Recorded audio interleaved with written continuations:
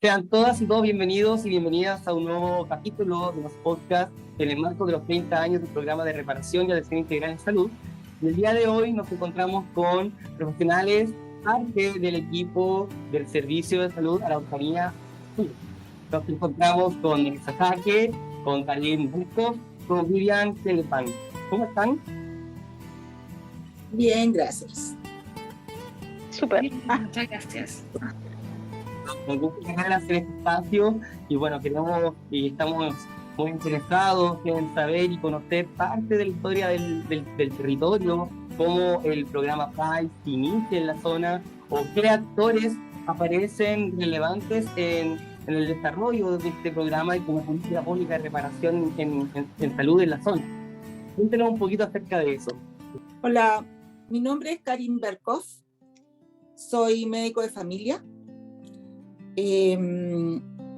y estoy desde el inicio en el PRICE. Asumí como coordinador, función que cumplí muchos años hasta que hubo un cambio. Me acuerdo perfectamente cuando empezamos a trabajar, fue un 15 de julio del 91, hubo un llamado a concurso dentro del Servicio de Salud para integrar el equipo. Fue una gran experiencia para mí. Yo nunca había trabajado en un equipo. Yo llevaba 10 años trabajando, pero como médico de atención primaria. Y el hecho de ingresar al servicio con un equipo multidisciplinario fue un gran desafío. Y bueno, y ser coordinadora más aún. Bueno, me recuerdo con mucho cariño. Éramos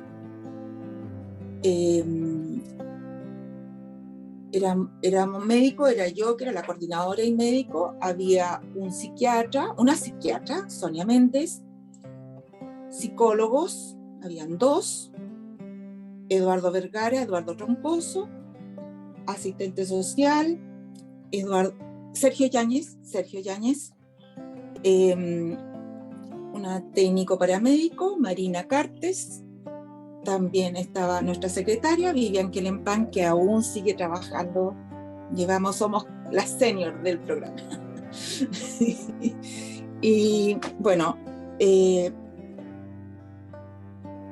por todo el mundo es conocido que como empezó el programa a raíz del encuentro de los restos en Pisagua,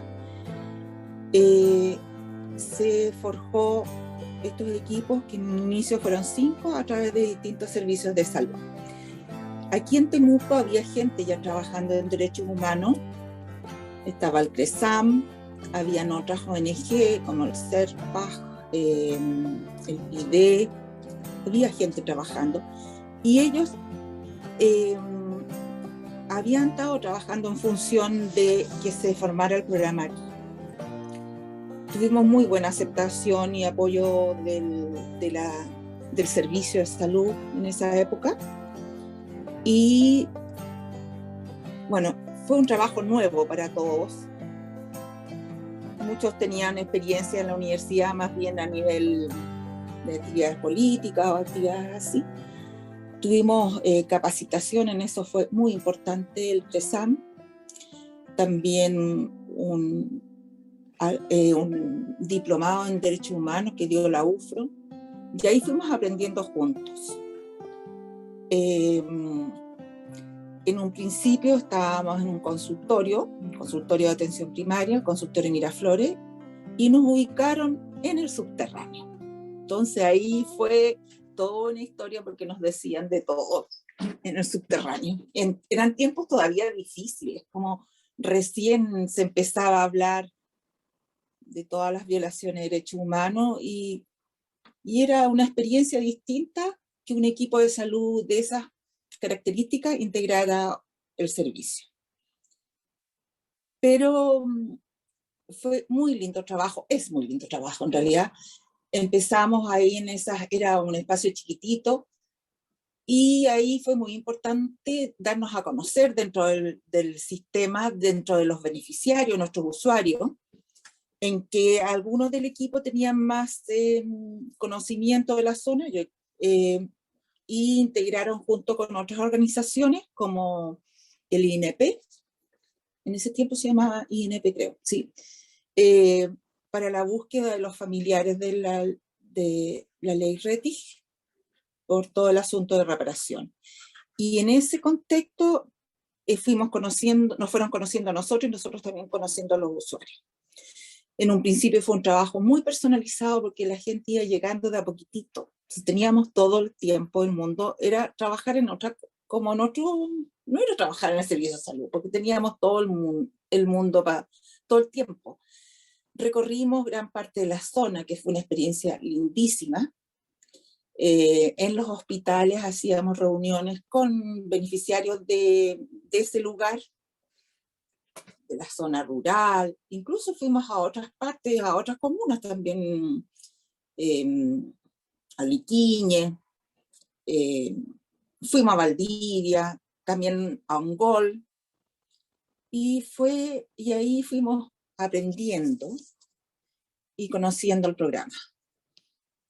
En un principio quizás algunas cosas fueron difíciles, pero el sentido del equipo, de la ayuda propia, del cariño que se fue gestando en el programa,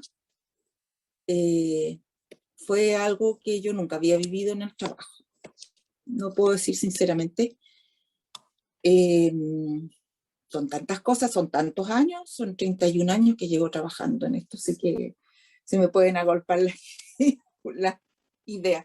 Pero ese fue el inicio. Y a Coyipulli, tengo tantos recuerdos. Hacíamos estas reuniones con los usuarios e incluso con, que eso era voluntario, si habían trabajadores de la salud que querían ingresar, porque también tenían historias, también hacíamos la reunión con ellos. Así que esa fue nuestra manera de empezar. Después ya con los años a través de las ONG o las agrupaciones de expresos políticos, el SINPROT, que son agrupaciones importantes aquí en Temuco, nos fuimos integrando y cooperando con el trabajo también de ellos. Nos integrábamos a las reuniones de las agrupaciones, pero también apoyamos mucho el trabajo del SINPROT para formar el monumento de recuerdo, el Parque La Paz se llama. Incluso hacíamos actividades juntos con ellos, fiestas, para recolectar fondos y todo, así que fue un tiempo muy, muy movido y con hartas cosas. Realmente hay gente que ya no está, pero yo nunca me voy a olvidar de esas personas, compartimos mucho, y realmente esto ha sido hasta como una gran familia. Yo diría que a pesar del dolor que conlleva este trabajo, siento que es como la vida y uno aprende las cosas lindas y malas de la vida, es decir, la tristeza, la pena, pero también todo el valor de las personas afectadas, que para mí es impresionante cómo se han sobrepuesto y son capaces de reír, de trabajar, y ha sido en realidad una experiencia lindísima. Súper. Muchas gracias por su relato y claramente son muchos años de servicio y de estar trabajando en el programa. Logro entender que Vivian también tiene un gran recorrido con el programa. Me gustaría escucharte, Vivian, también. ¿Qué nos puedes contar acerca de tu experiencia? Hola, buenas tardes. Sí, mi nombre es Vivian Quelempane Culqueo. Yo soy administrativo desde el año 91 también, como la doctora Berco. Entonces, lo que yo puedo aportar desde mi trabajo, es una tremenda experiencia trabajar tantos años, y la verdad es que no sé cómo he aguantado tantos años, sí, cuánto tiempo he resistido de trabajar ahí, pero la verdad es que al inicio del programa era muy joven, Entonces, como que uno cuando es muy joven tiene muchas ganas de hacer muchas cosas y de creerse el cuento de que esto va a ser un desafío y hay que ponerle garra. Yo venía de una experiencia anterior de trabajar en la vicaría en Temuco en los años 80, cuando los presos estaban presos, los prisioneros estaban presos.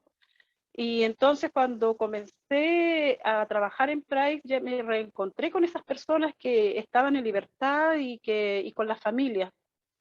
Eh, Puedo aportar desde mi experiencia que de todo lo que la doctora dijo del aprender, del aprender de lo que es el sistema público de salud, venir de una experiencia de trabajar en es como una ONG, la vicaría, digamos, con un trabajo totalmente distinto, al trabajar con todas las trancas que tiene el trabajar para el servicio público, con todas las dificultades económicas, las dificultades de espacio, de tiempos que uno tiene, porque está sujeto a un horario, está sujeto a un rendimiento, que yo creo que eso fue lo que más a mí que me costó ambientarme en ese tiempo. Logré afiatarme, igual haciendo algunos cambios desde mi forma de trabajar antigua y resistir, o sea,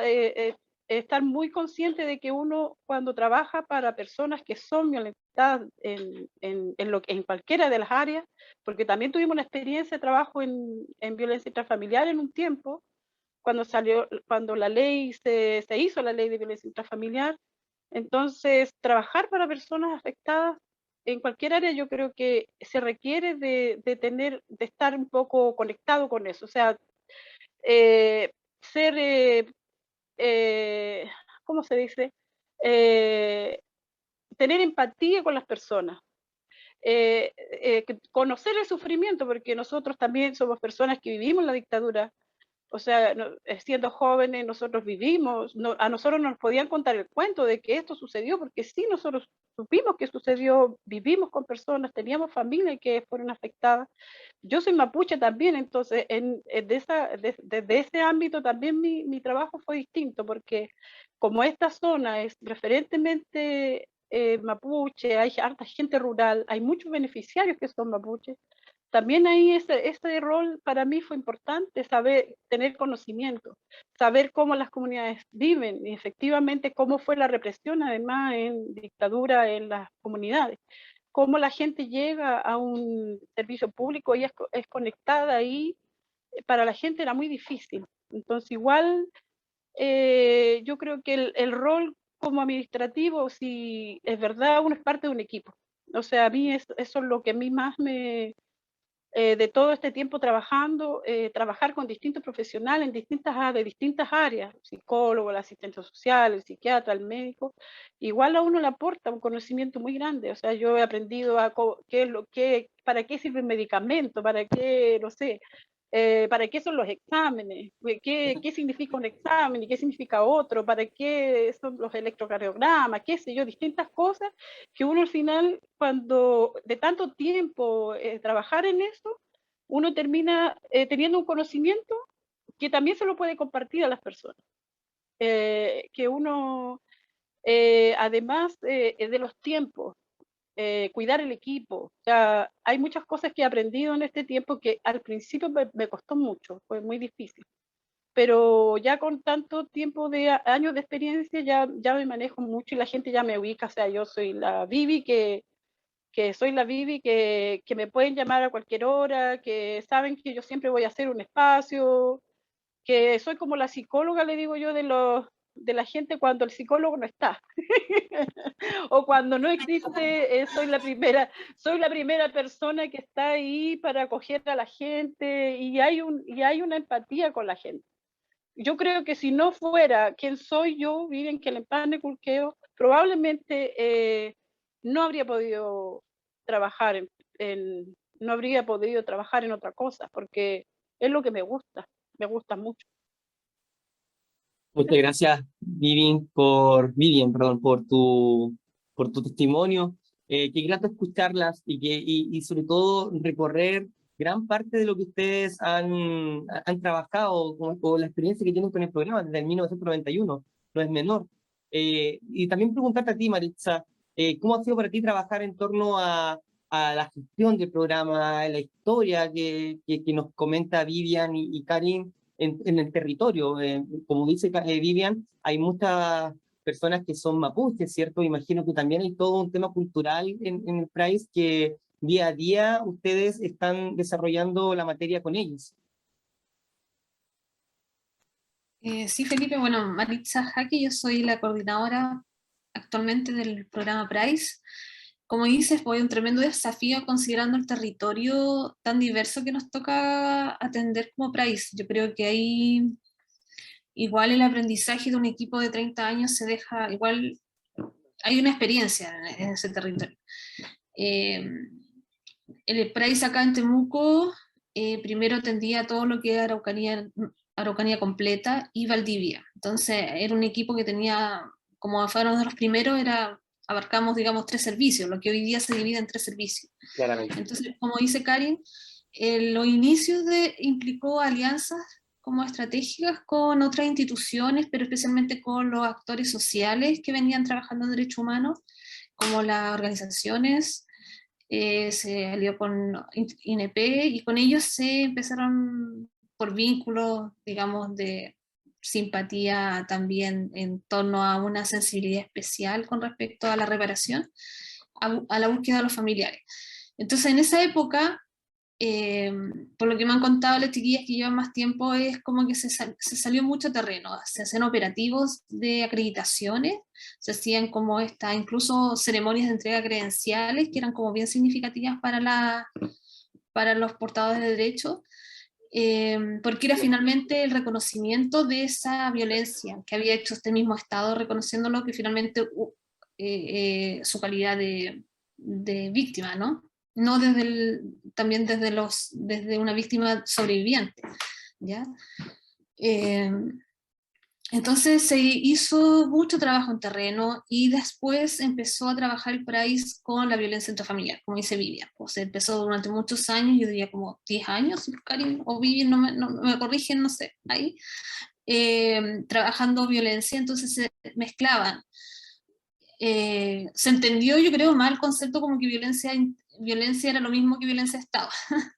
Entonces, después, bueno, con la ley, con la VALET y todo eso, se pudo separar finalmente y centrarnos nosotros solamente en lo que era la reparación de violencia de Estado, producto del terrorismo.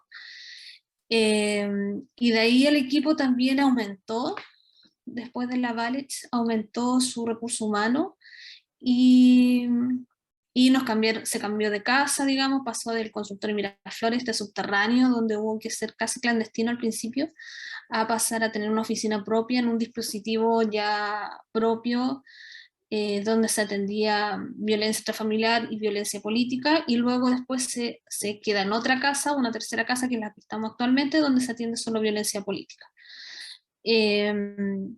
Y eso ha sido como siempre respetuoso del trabajo de la agrupación. Acá las agrupaciones tienen como un sentido de justicia, de reivindicaciones, etcétera. Entonces son súper autónomas ellas y nosotros acompañamos muchas de sus actividades.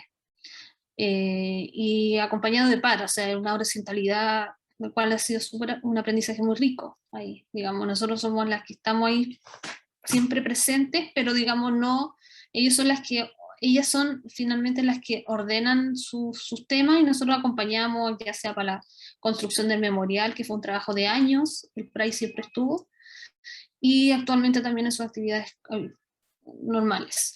Y bueno, igual es complejo hacer reparación en un territorio como este, pensando en todas las características actuales de los diversos discursos asociados,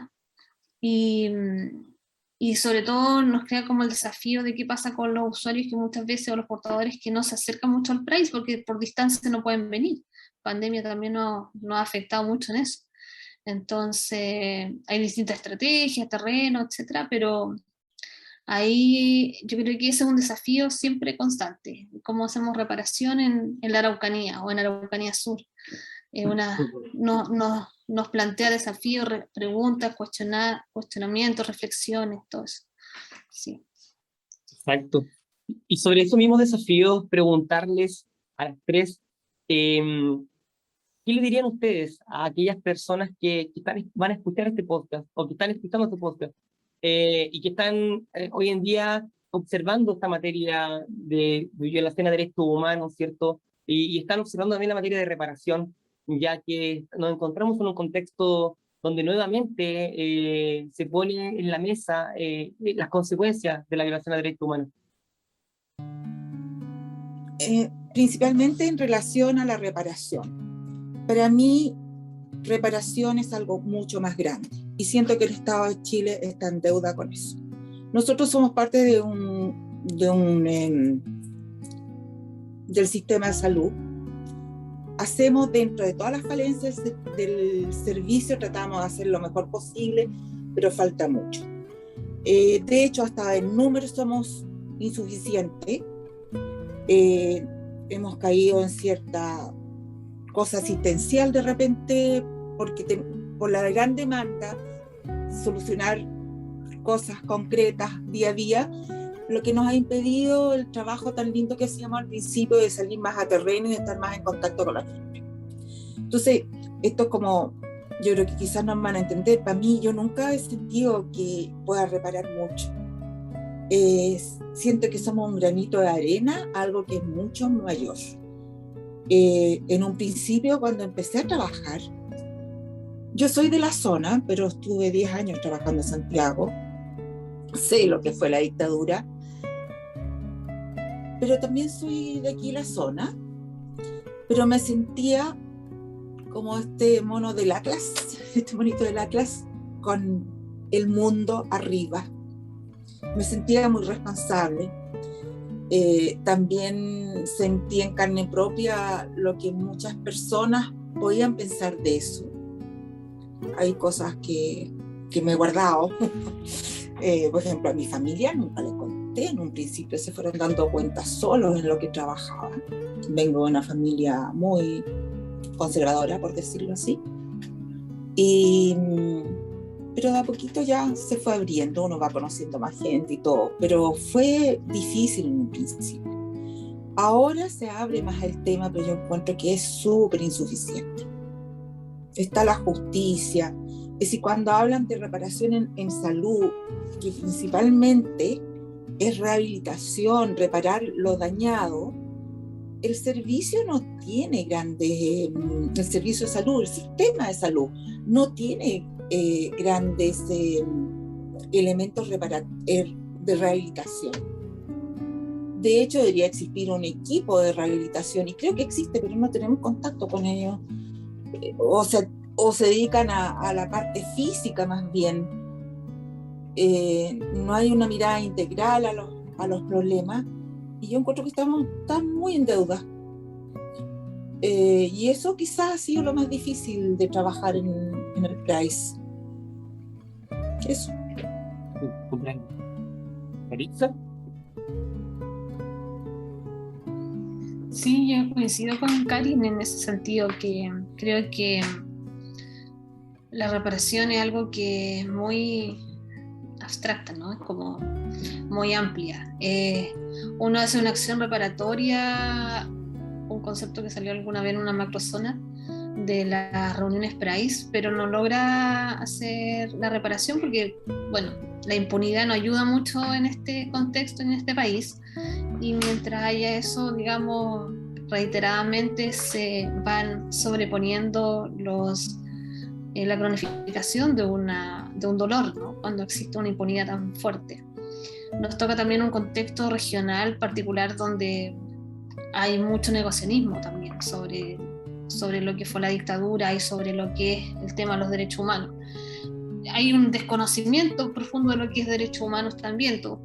Se piensa que el concepto es cualquier cosa, hasta un delito común es violencia de derechos humanos. Entonces, frente a eso es complejo reparar. Yo creo que ahí el servicio tiene hartos desafíos. Nosotros como PRAIS, el equipo está hace 30 años, pero todavía hay personas del servicio de salud que desconocen lo que hacemos. hay médicos, médicas o colegas que también no saben no preguntan en la anamnesis, por ejemplo, si la historia, si es Price o no, etcétera. Entonces, eso, instalar el tema, tiene que ver con muchas variantes que muchas veces pasan por opiniones de historias personales del otro también. Y esa diversidad afecta, digamos, lo que es la reparación. Entonces, así como nos afecta al equipo, que a veces también somos víctimas como de las opiniones, de desconocimiento del trabajo que otros equipos hacen, para el portador de derechos es absolutamente traumatizante muchas veces cuando desconocen esa historia. Entonces, en eso me dice Karin, tanto en la salud física como en la mental, en esa integralidad de esa unión de lo que es la salud, falta esa mirada integral. Yo creo que ahí se tiende a separar en un modelo muy clásico de medicina, entonces cuando en realidad se debería integrar, digamos, un poco más. Y para el equipo, por lo menos los portadores de derechos en el equipo se sienten bien, o sea, nos refieren a sentirse bien reparados, o sea, bien con nosotros. Hay un vínculo que hemos construido con los usuarios históricos, especialmente. Ellos reconocen que este espacio como que lo diferencian de la otra atención. Entonces sienten que en el equipo es un espacio de confianza, donde pueden venir a contar su historia sin ser juzgados, pueden venir a resolver algunos, o acompañarse, digamos, frente a algunas problemáticas, resolver algunos problemas que no encuentran en otra parte, ¿ya? Entonces también ha sido un sentido que el equipo ha querido hacer, porque que acá es un espacio más protector, porque sea un espacio protector para ellos. Nos gustaría entregarles otras cosas también, pero bueno, el desafío está y siempre estamos tratando de mejorar, pero por lo menos en ese sentido creo que lo primero para la reparación es el reconocimiento y el vínculo que uno puede hacer con ellos, y eso es lo que hemos tratado de construir estos años. Ahí, no sé si respondí tu pregunta o no, Felipe. Sí, muchas gracias por tus comentarios. Yo quiero agregar algo, quiero agregar algo. Por favor. Como usted dijo, ¿cuál sería el mensaje para los beneficiarios? Desde uno como persona, más que como funcionario del programa PRICE, yo creo que mi mensaje sería que la organización, o sea, las personas, y se ha visto con todos estos movimientos sociales del último tiempo, que la única manera en que las personas pueden conseguir herramientas para resolver todas las problemáticas que tienen, incluso en salud, que es el sistema más pobre del Estado, la organización, que la gente tenga uno es la organización y el otro es el valor al ser humano. O sea, la gente tiene que respetarse mutuamente y tener volver a activar las organizaciones a nivel local, en su población, en la gente, y comenzar ellos mismos desde la pobla, digamos, a buscar herramientas en derechos humanos. O sea, si yo no le puedo exigir al Estado todo que haga y toda salud, tiene que haber un autocuidado en salud también. Las prácticas antiguas del año 60 en que las organizaciones estaban muy activadas en las universidades, la organización, nosotros como mapuches tenemos el concepto de comunidad muy arraigado en nuestras conciencias, y yo creo que la gente comunitariamente debe comenzar a trabajar también el tema de derechos humanos. O sea, el respeto por la otra persona tiene que pasar por nosotros mismos. O sea, si nosotros activamos eso, no podemos esperar que desde el exterior nos traigan las cosas. Nosotros tenemos que comenzar desde nosotros mismos a hacer un trabajo ahí, como ciudadanos, como pobladores, como estudiantes. Tiene que haber un trabajo ahí en torno a los derechos humanos y empezar a cuidarnos mutuamente. El autocuidado en salud, o sea, es muy relevante que la gente aprenda a saber con qué enfermedades yo tengo que acudir a un servicio y por qué enfermedades no es necesario acudir. El autocuidado para que la gente no se enferme de distintas cosas, que la gente llega por cosas que en realidad puede manejar en su propio lugar. Entonces yo creo que Mi mensaje sería la organización para los beneficiarios. La organización es importante para poder conseguir muchas cosas y sobre todo para juntarnos y volver a creer que sí es posible un lugar mejor donde vivir, donde convivir. Quiero darle las gracias a las tres por haber compartido este espacio con nosotros, por haber compartido su experiencia, sobre todo con ustedes que nos contaban que llevaban desde 1991 trabajando en el programa. Creo que son elementos sumamente importantes para la memoria del programa. Así que Maritza, Karin, Vivian, muchas gracias por su tiempo.